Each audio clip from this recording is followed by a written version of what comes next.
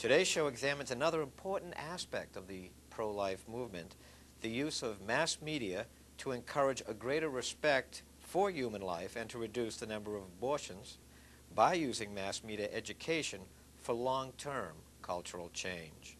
To date, the Right to Life efforts to use mass media, such as television, to change the hearts and minds of those watching have been few and far between. Why is this so? Well, for one reason, television is an expensive medium to communicate a message. Today's guest represents an organization called the Vitae Caring Foundation. It is an advertising campaign for life. In 1991, the Vitae Society began to bring realistic debate about the abortion issue into the mainstream public arena in Missouri by addressing attitudes without politicizing or radicalizing them. This was done by designing media strategies for both radio and television commercials which encourage women to consider alternatives to abortion. Today's show will look at several Vitae Caring commercials and discuss why they have an impact on their target audience. In 1995, the Vitae Society combined its efforts with the Caring Foundation to implement a national media education effort based on the Vitae Society's success in Missouri. In 2002, these organizations formally merged. Their message has been shown in 57 television markets and over 200 television stations and cable networks throughout the United States. Today's guest grew up in Cleveland, Ohio. He graduated from Hillsdale College in 1981 with a degree in biology. He received a master's degree of science in biology from John Carroll University in 1992. He also studied philosophy and religion in Rome, Italy, at the Regina Apostolorum. He is married with 2 young boys and a 3rd child on the way. He is currently the East Coast Regional Director of the Vitae Caring Foundation. Today's show delves further into the broad mosaic of the Right to Life movement, explores what his organization does and intends to do. I confidently believe you'll find today's show to be unique, informative, content-rich, truthful, and thought-provoking. Welcome, Mr. Thomas Cronquist. Thank you, Brendan. Nice to have you here today. Nice to be here. Well, before we get started, I'd just like to mention the call-in phone number. Should our audience have any questions about our guest and about the Vitae Caring Foundation and its advertising the Right to Life message. The number is 617-973-4848. Well, Tom, one of the words that I particularly don't eschew on our television show is the word pro-choice. But for the sake of the discussion today, I'd like to ask you, how do you view the word pro-choice, and how do women out there that you are trying to influence, how do they view the word pro-choice?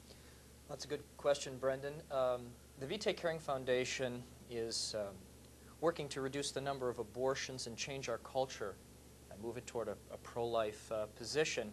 And in doing that, we've studied pro-choice women, women who consider themselves pro-choice, who hold to the label pro-choice. Mm-hmm. And we've commissioned a very expensive study by a consumer psychologist who works for Fortune 500 companies, and he did an extensive study on women who consider themselves pro-choice, and the results we found were very surprising. And I want to tell you just a little bit about that because it gives you the backdrop of our commercials, the research behind our commercials. Uh-huh. So we use pro-choice to answer your question because this is the label that the women hold to themselves, that they consider themselves pro-choice. Our research showed us that women who consider themselves pro-choice see an unwanted pregnancy. They have 3 options before them. The first option is to bring the baby, to deliver the baby, to bring the baby to term. And what our research showed us is that they consider that an unacceptable option, an evil. They consider that a death to self. And what I mean is in their self-identity, motherhood is not part of of that, of their self-image, and to bring the baby to term, to deliver the baby, would change their life in what they feel is an unacceptable way. Our culture really has divorced sex from motherhood, and so for them, they see it as an interruption, a loss of control of their life. The second option for these women that we studied is to have the baby and give it up for adoption. And we in the pro-life movement see that as probably the best option, or one of the best options.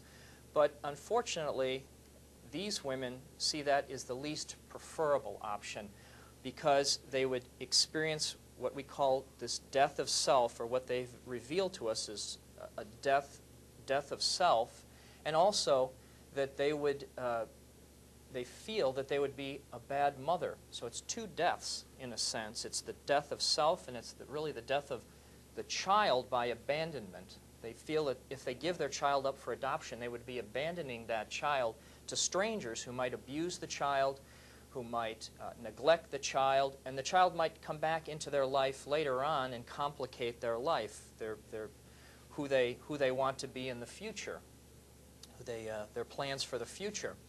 And the other interesting side of our research is that the women we surveyed through this consumer psychologist, most, if not all of them, understand that abortion is killing a human life. They're carrying human life. That was a shock to us, because the pro-life movement in general, for the last 30 years since the tragic Roe v. Wade decision, has been trying to convince women of what they already know.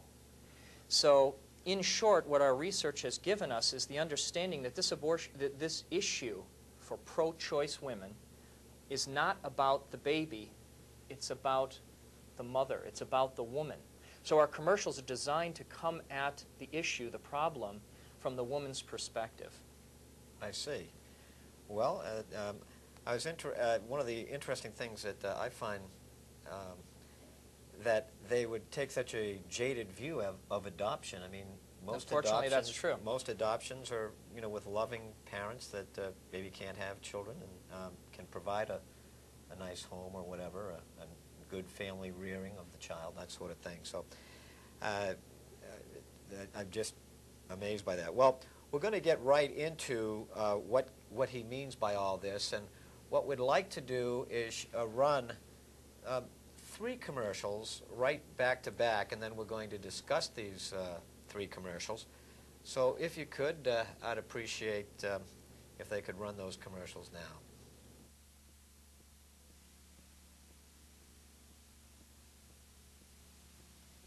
You know, I used to be pro-choice, and then something happened to me. I had a baby of my own. When I was pregnant, I finally realized that all this little kid was trying to do was make it, just like all of us. So I haven't figured it all out yet, but why, when I wanted the baby, it was a baby, and when I didn't, it was something else. Think about it.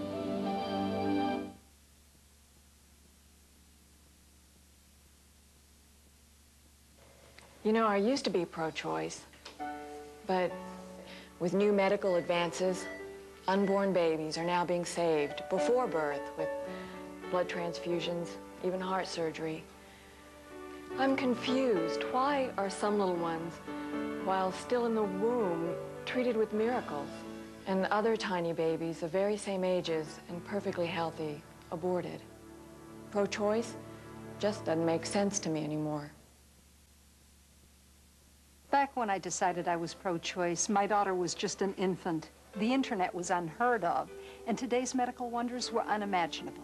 We now know an unborn baby's heart beats at 21 days, and they can measure brain waves just 19 days later. Abortion was legalized about 30 years ago. You can learn a lot in 30 years. What I've learned makes me wonder. Wonder if abortion really is such an acceptable solution anymore.